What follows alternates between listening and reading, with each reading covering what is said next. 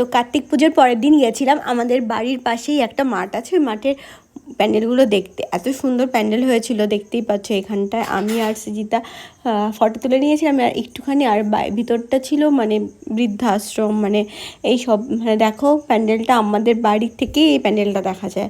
আগের দিন এই প্যান্ডেলটায় ঢোকা হয়নি, পরের দিন গেছিলাম দেখতে, কেন কি সৃজিতা আবার খেলবে, তো ফার্স্টে আমরা দেখে নিয়েছিলাম। তারপরে আমি বলছি ঠিক আছে আগে দেখে নাও, আমরা আগে ঠাকুরগুলো আমার মেয়ে বলছে আমি আগেই দেখে নিয়েছি মা, কিন্তু আমার তো দেখা হয়নি। ও গেছিলো ওই পাশের বাড়ি খুশিদের সাথে, তো আমরা এদিকে দেখে নিচ্ছিলাম ঠাকুরটার।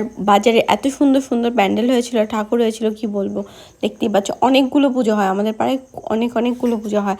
তো তারপরে ওরা আমার জন্য ওয়েট করছিল। আর এদিকে দেখো রাতের খাবার নিয়ে চলে এসেছি। তো বাই বাই, সবাই ভালো থাকো, সুস্থ থাকো, পরের ব্লগে দেখা হচ্ছে, বাই।